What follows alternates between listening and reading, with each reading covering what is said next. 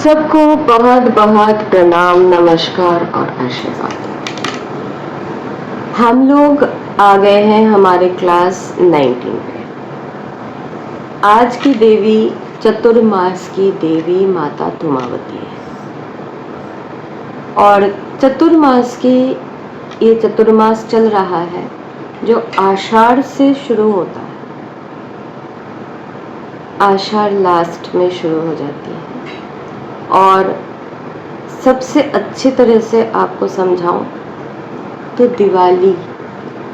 दीपावली के रात तक, नरक चतुर्दशी तक ये रात रहती है और नरक चतुर्दशी में ये रात समाप्त हो जाती है। 4 महीने की अवधि होती है और इस 4 महीने की अधिष्ठात्री जो देवी है, हम आज उनके बारे में आपके क्लास लेकर आए हैं। क्लास को लास्ट तक देखिएगा और सब्सक्राइब करें और पूरे वीडियो को देखें। बीच में क्वेश्चंस हैं, क्वेश्चंस के आंसर देने पे आपको हमारे तरफ से एक गिफ्ट उपलब्ध है। साथ साथ एक अनाउंसमेंट ये भी है कि अभी आप लोग आके आश्रम में रुक सकते हैं। आश्रम आप लोगों के लिए खोल दिया जा रहा है और आश्रम में रहने का उचित व्यवस्था कर दिया गया है।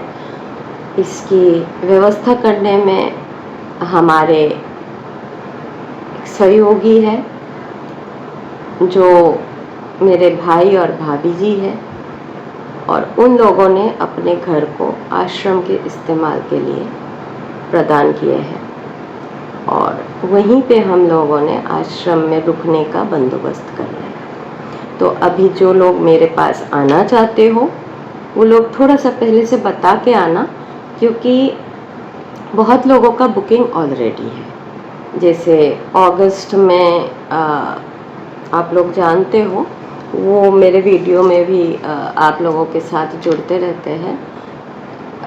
उन लोगों के आने की बात है, जब वो आ जाएंगे मैं उनके साथ वीडियो करके आप लोगों को दिखाऊंगी। तो बहुत दूर से वो आ रहे हैं, बहुत बांग्लादेश से वो आ रहे हैं। तो आप लोग भी शुभकामना भेजिएगा उनको कि वो ज़रूर उनका वीज़ा का काम हो जाए। अब सबको पता है कि बांग्लादेश में बहुत बड़ा परेशानी होने वाला था, जो कि किसी भी तरह से माता ने रक्षा कर दिए हैं। तो उन लोगों के आने की अभी 2-4 दिन में ही है। किसी ने अभी गुजरात से आके होके गए हैं, हमारे राजू भाई, और साधना करके गए हैं। तो वो सर्वप्रथम हमारे गेस्ट रहे हैं। होम स्टे टाइप का है, तो बहुत बड़ा तो नहीं है, लेकिन हाँ हम लोग इकट्ठे 50 लोगों को रहने की अनुमति दे सकते हैं। और भोजन अगर आप खुद करोगे, आपका वो भी अवेलेबिलिटी है, किचन है। तो और आश्रम से भोग लेना चाहते हो तो वो भी आपको प्राप्त हो सकती है। तो चलिए आज चलते हैं आपको माता धूमावती के पास। माता धूमावती हमारे 7म महाविद्या है। लोगों के नज़र में ये उग्र शक्ति है, रुद्र शक्ति है। माता कि बहुत सारे नाम वैसे ही रखा हुआ है, लेकिन माता की जो शरीर की हम लोग कल्पना करते हैं, वो माता को बहुत सारे नामों से जाना जाता है कि माता त्रिवर्णा है, 3 वर्णा है। उनके अंदर मैं उनके नामों का सबसे प्रथम उच्चारण कर रही हूँ, क्योंकि बहुत सारे लोगों के अंदर ये भेद है कि माँ शायद अमंगलकारी है, मातृशक्ति है। अमंगलकारी कैसे? क्या आप शिव को रुद्र अवतार में अमंगलकारी सोचते हो? जब वो विनाशक होता है, जब वो महाविनाश करते हैं, तो उनकी जो शक्ति है वो धूमावती है, वो काली है। काली सोची समझी तरीके से जो भी करती है वो करती है, लेकिन माता धूमावती भोजन ना मिलने के कारण से उग्र रूप की धारण की थी। माता पार्वती को भूख लगी थी और महादेव ने उनको प्रतीक्षा करने के लिए बोली थी। अब माता से तो प्रतीक्षा होती है नहीं, जो उन्हें चाहिए वो उनको उसी वक्त चाहिए होती है। हठीली है हमारी माँ। तो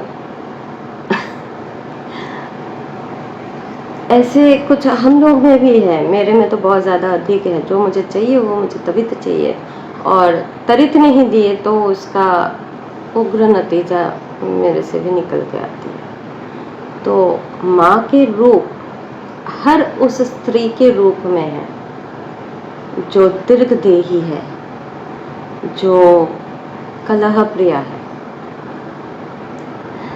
जो मुंह के ऊपर बात करने ज़्यादा पसंद करती है। कलह प्रिया नहीं है वो, और कोई भी चीज अगर गलत है तो वो सहती नहीं। इन चतुर्मास में आपको क्या नहीं करना चाहिए? झूठ बिल्कुल भी नहीं बोलना चाहिए। आप अगर ऐसा कोई भी कार्य कर रहे हो जैसे कोई आपको लालच है, आपको किसी भी चीज के लिए बहुत ज्यादा व्यग्रता है, तो आप माता की कोप में पड़ोगे। माता के विन्यास जो है, माता का विवरण जो है, माता के विवरण से आप समझ पाओगी कि माता को हम लोग किस किस नाम से पूछते हैं। माता मुक्त केशी है। अपने केश वो कभी बांधती नहीं है, केश को खुला छोड़ती है। माता सर्प हंसता है। माँ के रूप के वर्णना में, माँ के रूप के वर्णना में माँ के हाथ में एक सर्प दिखाई देती है। अब सर्प किस किस चीज की प्रतीक है? देखो, हिंदू धर्म, सनातन धर्म में बहुत बार बोली हूँ कि ये प्रतीकात्मक है। तो माता क्या क्या चीज की प्रतीक है, आपको वो समझना है। जब आप समझ जाओगे तो माता धूमावती से डरोगे नहीं, क्योंकि लोग इस चतुर्मास को डरते हैं। लोग इस चतुर्मास से भयभीत रहते हैं कि क्योंकि इस वक्त धूमावती माता है तो हमें गरीबी आ जाएगी, हमें हमारे सब कुछ का सर्वनाश हो जाएगी। माता सर्व भूखी है, माता हमेशा भूखी रहती है, तो माता सब कुछ अपने ग्रास बना लेगी। ऐसा है नहीं। कोई भी चीज को आप जब अंग्रेजी में बोला जाता है कि डोंट जज a book by its cover. जैसे आप लोग मुझे भी बहुत बार जज करने लग जाते हो कि ये बहुत सौम्य हैं, बहुत हंस के बात करती है, माँ के साथ बात करो तो वो बेटा बोल के बात करती है, तो माता बहुत अच्छी है। मैं बहुत अच्छी हूं नहीं, तो ये गलतफहमी में बिल्कुल भी मत रहना। अगर आप साधना नहीं करोगे तो डांट पड़ेगी ही पड़ेगी। अगर आप गलत कोई काम कर रहे हो तो फटकार भी पड़ती है। आप मुझसे छुप नहीं सकते हो, आप मेरे से झूठ नहीं बोल सकते हो, आपके अंतर आत्मा को मेरे से छुपा नहीं सकते हो। तो जो आप सोचते हो कि माता इस नयन से देखती है, तो ये माता इस नयन से देखती नहीं है। माता की देखने का नयन कुछ और है, जिसको मैं बहुत अच्छे से बहुत से छुपा के रखती हूँ। लेकिन जो मेरे शिष्य शिष्याएं बन चुके हैं उनको पता है कि श्वास भी लो तो माँ को पता लगता है, और दुख के एक आंसू भी टपके तो माँ का फोन आ जाता है, रो क्यों रही है, क्या हो गया। तो सारे माताएं ना बिल्कुल ऐसे ही है, और ये तो दिव्य रूपिणी है, ये दिव्य शक्तियां हैं। ये 10 रूप जो है ये उस बाला की 10 रूप है जो सर्वशक्ति परमेश्वरी है, जो शिव को निकलने की ताकत रखती है। उनको वैधव्य मंजूर हुई, लेकिन शिव के बोले हुए अभिशाप मंजूर नहीं हुए। आप घर में अगर भूख लगता है तो आप तड़पते रहते हो कि भूख लगा है, लेकिन फिर भी पति आया नहीं है, अभी रुकना है, बच्चे आए नहीं हैं, हमें रुकना है। माता तड़पती है, और जब पति आ भी जाते हैं तो सर्वप्रथम पति को बच्चों को खिला के ही वो खाना खाती है। Let me talk about the modern ladies. Even the modern ladies, I have never seen someone or never have encountered anyone जो अपने घर को या परिवार को नेग्लेक्ट करके अकेला अपनी अभिपूर्ति करती है। वो कितने भी मॉडर्न क्यों ना हो, उसके दिल और दिमाग में अपने सनातन बसे हुए हैं, अपने मदरहुड बसे हुए हैं, चाहे वो जिस भी कंट्री का क्यों ना हो जाए। और अगर आपको लगता है कि ये अकेला हमारे भारत भूमि में है, तो ये ऐसी बात नहीं है। ये अकेला भारत की चीज नहीं है। आप यूरोप में चले जाओ, आपको माताएं वहां पे भी मिलेगी। And mothers, they don't have any caste, creed, you cannot differentiate them. They don't have colors. Mothers are mothers. Even आप जीव जोनी में भी देखोगे ना, तो माए ही है। चाहे एक शेर है, एक बिल्ली है, उनमें माँ आपको माँ ही मिलेगी। दूसरी कोई अंतर आप उसमें ढूंढ के निकाल नहीं पाओगे।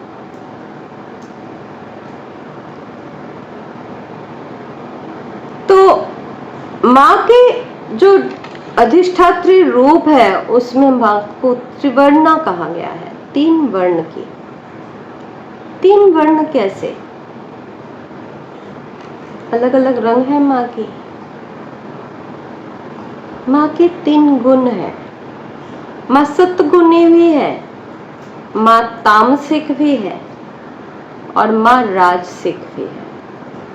तो माँ के 3 गुण है, त्रिधा है वो, इसलिए माँ को त्रिवर्णा कहा गया है।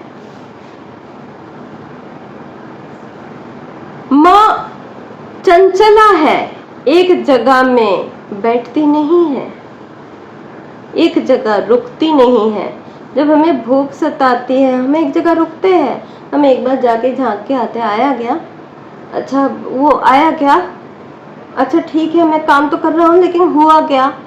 हम भी चंचला है। तो माता हमारी बहुत चंचला है।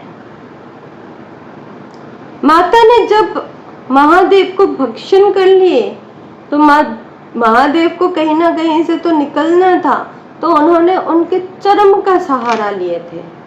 तो उनके जो चर्म है वो गलने लगी थी, तो वो गलित चर्मांबरा है। तो माँ के चर्म जो गलित होके निकल रही थी, और उनके जो शिव है वो उनके धुआं है, वो शिव नहीं है। क्योंकि माँ शिव रहित है। माँ यहाँ पे हमारे विधवा है, उन्होंने अपने पति को भूख शांत करने के लिए खुद ही निकाल लिए थे। तो इसलिए माँ विधवा रूपिणी है। माँ की जो रथ है उसमें कौवा बैठे हुए हैं और उनको रथ खींचने वाला भी बहुत बड़ा कौवा, काला कौवा के रूप में दिखाया जाता है।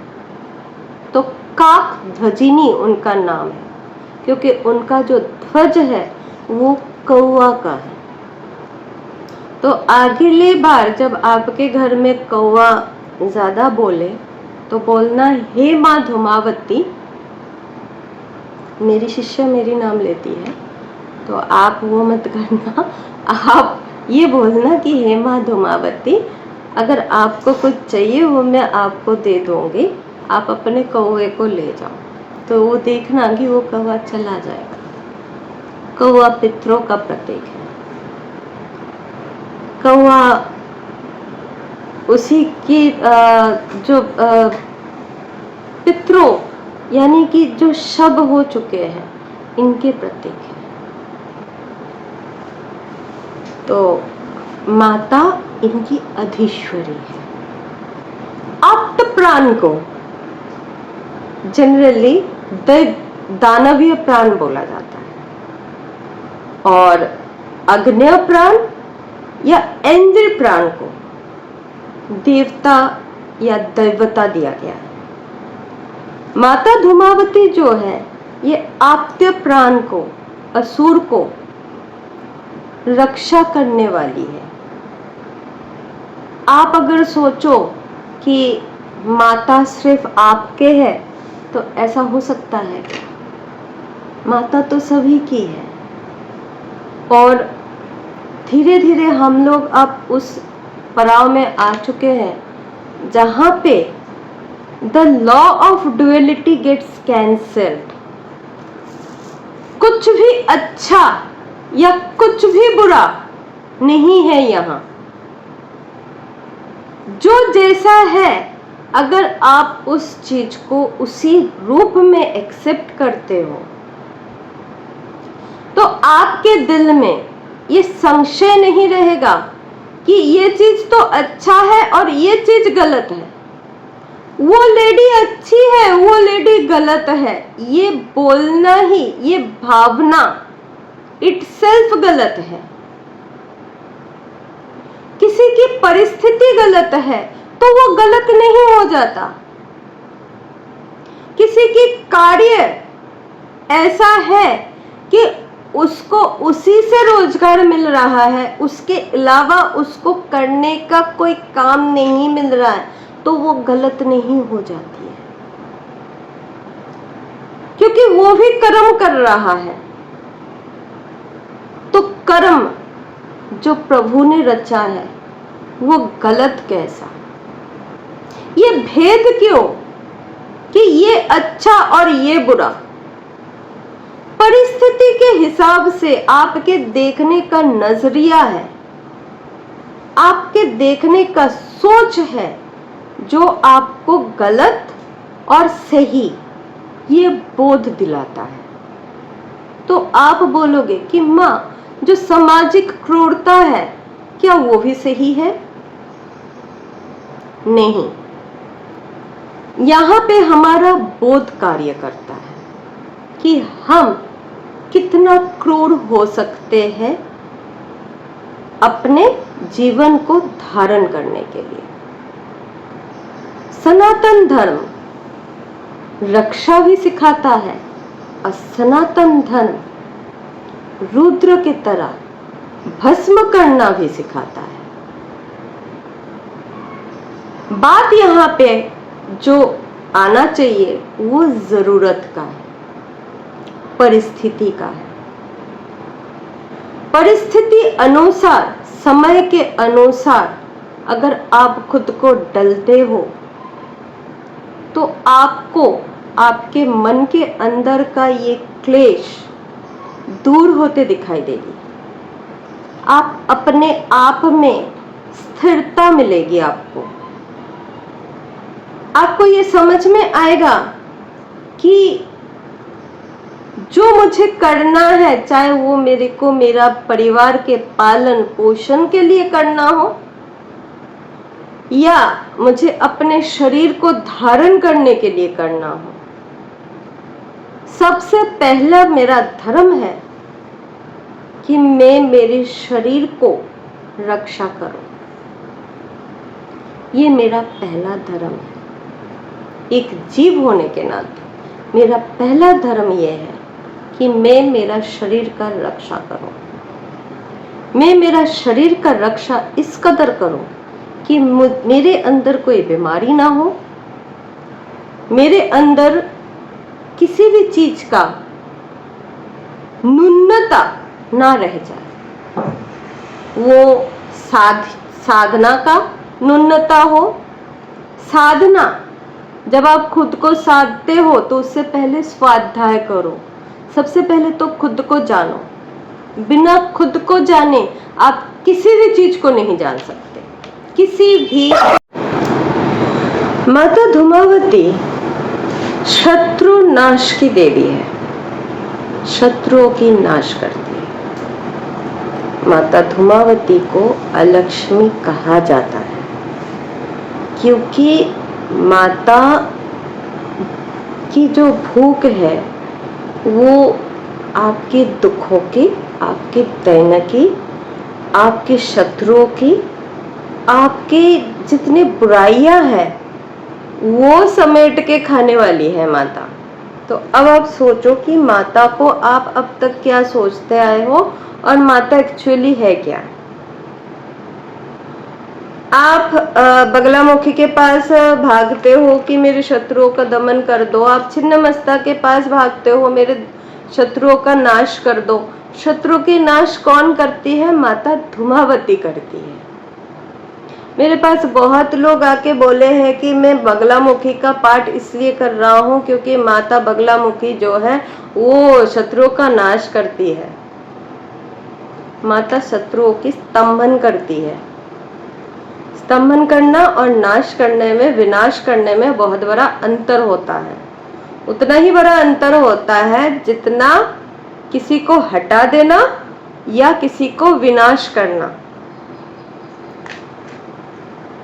दोनों में अंतर है कि नहीं है? आप किसी को बस साइड कर सकते हो। आपकी कोई दुश्मन है, उसको आप कुछ क्षण के लिए भूल सकते हो, अवॉइड कर सकते हो, टू बी वेरी प्रिसाइज, लेकिन वो आपसे दूर नहीं जाएगा। लेकिन माता धूमावती की जो लोग उपासक हैं उनका शत्रु नाश होता है, उनका कोई शत्रु रहता नहीं है। माता धूमावती आप इस मार्ग में बोल सकते हो कि लास्ट रिसोर्ट है। किसी भी चीज से आप अपने शत्रु के दमन छुड़ा नहीं पा रहे हो तो माता धूमावती को पकड़ो। आप किसी भी तरीके से अपने आप से दैनों को मतलब गरीबी से मुक्ति नहीं मिल पा रहा है, आप माता धूमावती के शरण लो। आपके शरीर बहुत ज्यादा खराब रहता है, आप कोई ऐसा किसी चीज से आप ग्रसित हो गए हो जो आप उससे पार नहीं पा सकते, आप मरणापन्न हो, तब आप माता धूमावती की उपासना करो। माता आपका उद्धार कर देगी। अगर आपका उपासना गुरु परंपरागत हुआ, अपने दिल से हुई और प्रार्थना मां तक पहुंच पाई।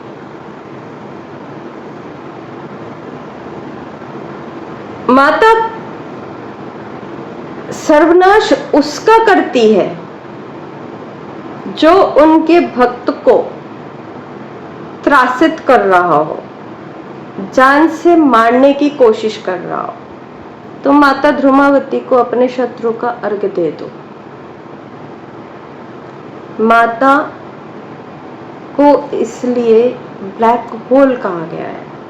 वो ये नहीं सोचती है, वो अपनी बुद्धि नहीं लगाती है कि मुझे ये करना चाहिए, नहीं करना चाहिए।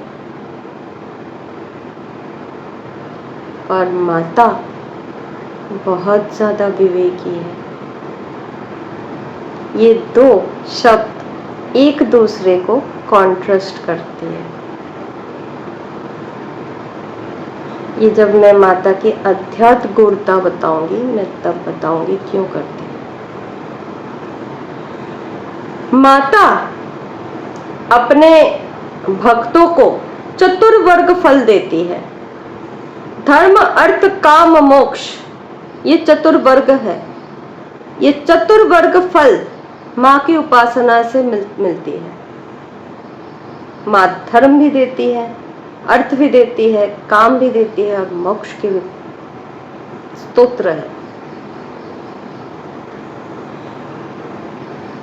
ये चतुर्मास का तो मैंने आप लोगों को बताया है।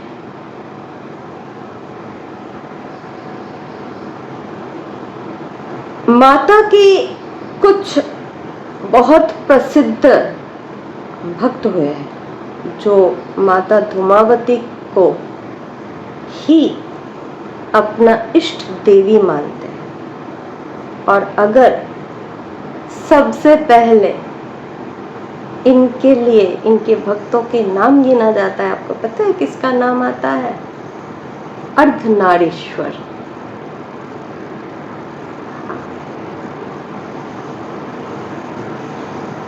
नरसिम्हा, नरसिंह इनके पुजारी है। ये दो दैवीय तत्व है।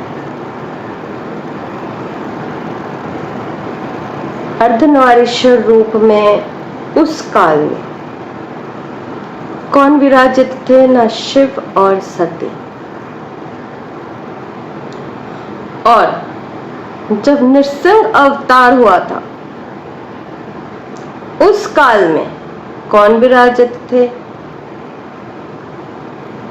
नृसिंह का अवतार क्यों हुआ था ये सबको पता है। प्रहलाद को बचाने के लिए उस विष्णु ने नृसिंह का अवतार लिए थे। उन्होंने उनकी इष्ट देवी जो है वो माता धूमावती है।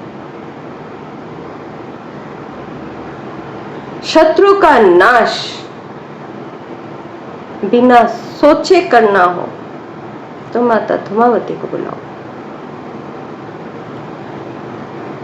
स्कंद कार्तिकेय जो देव सेनापति है ये इनके उपासक है। एक ऋषि हुए थे, उनका नाम था रिपनक। रिपनक ऋग्वेद की जो 8वां अध्याय है उनके ऋषि है। रिपनक माता धूमावती के उपासक है। पिप्लाद, बोधयन, ये सारे ऋषियां माता धूमावती को अपना इष्ट बनाए थे और अपने अपने जीवन में आज भी ये लोग विख्यात हैं। आप लोग एरिस्टोटल का नाम तो जानते हो, बोधयन का नाम नहीं जानते हो और ये मैं बोलूंगी भी नहीं। और आज के प्रश्न यही है कि ऋषि बोधयन कौन थे, उनका हमारे समाज में क्या संयोगिता है, इसकी जवाब मुझे जरूर दीजिएगा। चलिए अब हम आते हैं कि माता पूजी कब से जाती है। आषाढ़ शुक्ला एकादशी से वर्षा काल की उद्घोष होती है। आषाढ़ शुक्ला एकादशी से परंपरागत तरीके से और कार्तिक शुक्ला एकादशी तक ये जो चतुर्मास है ये वर्षा भी है। इसमें संपूर्ण जो हमारे जीवन है पृथ्वी का, ये जलमय हो जाता है। इसको संस्कृत भाषा में अपोमय बोलते हैं। अपो जल, तो जलमग्न हो जाते हैं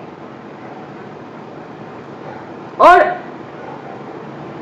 पूरा पृथ्वी जो है एक पिंड के रूप में प्रतीत होती है। जब जलमग्न हो जाएगा, ये मिट्टी की बनी हुई है, तो आपको अगर मैं बहुत अच्छे तरह से भिगो के रख दूं तो आपके शरीर भी क्या हो जाएगा कि आपके शरीर की स्किन्स भी ना पिघल के निकलेगा। तो माता कैसी है, माता का मैं क्या वर्णना किया कि उनके स्किन्स निकल रहे थे, पिघल रही थी। तो पिंड बन जाते हैं हमारे पृथ्वी। पिंड प्रदान भी होता है अंत में, क्योंकि कार्तिक शुक्ला एकादशी अगर हम लोग देखेंगे तो पितृपक्ष इसके बीच में पड़ती है। जब देवी का नवरात्र का उद्घोष होता है, उससे पहले का 1 महीना 15 दिन पितृपक्ष कहा जाता है। 1 महीना नहीं, एक पक्ष को पितृपक्ष कहा गया है। उसके बाद का 15 दिन देवी पक्ष होता है। तो जब पितृपक्ष चलता है तो इसी पिंड का दान करते हैं हम। अब देखो, हमारे सनातन धर्म को हम लोग इसलिए बोलते हैं कि इससे ज्यादा साइंटिफिक कोई कुछ नहीं है। तो इसी को हम लोग सुषुप्ति काल बोले हैं। ये जो हम बोलते हैं कि इस टाइम में भगवान विष्णु सोने चले जाते हैं, आप खुद भी देखोगे कि आप खुद भी अपने कार्यरत नहीं रह पाओगे। आज वर्षा हो रही है, कल सारे स्कूल्स बंद है, परसों जाके आपके ऑफिस भी बंद हो गया है। हमारे पहाड़ में तो बहुत होता है, क्योंकि पहाड़ में जब बरसात होने लगता है तो बहुत बौछार में बहुत भारी तरीके से आता है। बाढ़ इसीलिए आता है। आप बिहार पे चले जाओ, आप उड़ीसा में चले जाओ, बंगाल की खाड़ियों में चले जाओ, इस वक्त वर्षा के रूप भयंकर है। और ये इस टाइम का वर्षा जरूरी भी है। वर्षा ऋतु में वर्षा नहीं हुई तो कल के डेट में आपको जल और अनाज दोनों नहीं मिलेगी। तो जो लोग कहते हो कि बरसाओ मत सोचो ऐसा, ये अनिष्टकारी है। जो ऋतु का प्रभाव है वो पृथ्वी पे पड़ना बहुत जरूरी है। लेकिन आज के दिन में क्या हो रहा है, रेगिस्तान में वर्षा हो रहा है और पहाड़ों में सूखा पड़ रहा है, ये गलत है। तो इस टाइम में, इस चतुर्मास में, क्योंकि असुर प्राण ज्यादा होता है, इसलिए इस टाइम में, इस 4 महीने में सारे दैव काम बंद रखा जाता है, स्थगित रखा जाता है। दैव काम क्या क्या है ना, विवाह, यज्ञोपवीत, तीर्थ यात्रा, ऐसा कोई भी दिव्य भव्य काम इस समय पे वर्जित कहा गया है। क्यों वर्जित रखा गया है? क्योंकि इस टाइम पे आप कर ही नहीं सकते। आप मानो आप तीर्थ यात्रा कर रहे हो और उस टाइम बौछार एक ऐसा हो रहा है कि आप पहुंच भी नहीं सकते, तो क्यों रिस्क उठाना? It's scientific, it's totally logical कि आप इस टाइम पे ये यात्रा ना करें। आप इस टाइम में विवाह बना करा रहे हो और विवाह में आपके वर जो है, पहले क्या हुआ करता था, पहले काल में बहुत दूर दूर से वर आते थे विवाह के लिए। तो अगर आ ही नहीं पाएंगे तो विवाह कैसा होगा, किस तरह से होगा? नहीं हो पाएगा। तो दिव्य कार्य इस टाइम पे नहीं किया जाता है। और कार्तिक की कृष्णा चतुर्दशी इनकी अंतिम अवधि होती है और इस दिन को अलक्ष्मी की विदा किया जाता है। क्योंकि ये 4 महीना हम लोग काम नहीं कर पाए, तो हमारे यहाँ क्या हो गया ना, हमारे कामकाज रुके रहने के कारण हमारे आर्थिक संगति चली गई। आर्थिक संगति चली गई तो हमारे ऊपर क्लेश आ गया। तो इस दिन को नरक चतुर्दशी के रूप में अलक्ष्मी की विदा की जाती है। और अगले ही दिन रोहिणी नक्षत्र में कमला या महालक्ष्मी की शुभ आगमन होती है और इसीलिए कार्तिक अमावस्या की रात्रि को ऋषियों ने धर्माचार के कारण आतिशबाजी करने की एक परंपरा बनाई गई थी। ये जो वर्षा ऋतु है, इस टाइम में वायरस, बैक्टीरियाज, इंसेक्ट्स बहुत ज्यादा बढ़ जाते हैं, बहुत ज्यादा हो जाते हैं। तो इस चीजों के विनाश के लिए गंधक की जरूरत है, और वो गंधक सिर्फ अकेला एक बंदे की जलाने से नहीं होता है। तो वो गंधक कैसे बनता था? हमारे चाइनीज आतिशबाजी नहीं, हमारे गंधक भरा जाता था और जो बाजी बनाया जाता था, हमारे आतिशबाजी जो होती थी वो रोशनी देती थी। अब आज भी जो मटकियां होती है, वो जो इंडिजिनस इंडियन ट्रेडिशनल जो फायरवर्क्स है, दैट इज वेरी डिफरेंट। जो हमारे भारतीय सभ्यता के अंतर्गत जो आतिशबाजी की क्रियाक्रम है, वो बहुत ही अलग है। उसमें केमिकल की यूज ना के बराबर है। केमिकल्स नहीं है, और गंधक केमिकल नहीं है, it's a mineral. There is a difference between a mineral and a chemical. और स्टूडेंट्सों के लिए ये प्रश्न रहेगा मेरा, क्योंकि मेरे बहुत सारे स्टूडेंट्स भी इसको देखते हैं, what is the difference between chemical and mineral? It's a normal common question. तो ये दोनों क्वेश्चन के साथ और यहीं तक मैं मेरी क्लास को आज विराम देती हूँ, क्योंकि बहुत वक्त हो गया है इस क्लास में, और माता धूमावती बहुत सारे क्लासेस लेगी भी, क्योंकि माता धूमावती इतनी आसान से समझ आने वाली विद्या नहीं है। तो आज आप लोगों से मैं इतने में ही विदा लेती हूँ, और आशा करूंगी कि पूरा वीडियो को जरूर देखिएगा। 2 प्रश्न है, 1 प्रश्न नहीं है इस बार। तो जो लोग अंत तक देखेंगे, सिर्फ उन्हीं को प्राइज मिलेगी, और दोनों प्रश्नों का जवाब देने पे ही प्राइज मिलेगी, नहीं तो प्राइज नहीं मिलेगी। आप सबको मेरे तरफ से विदा।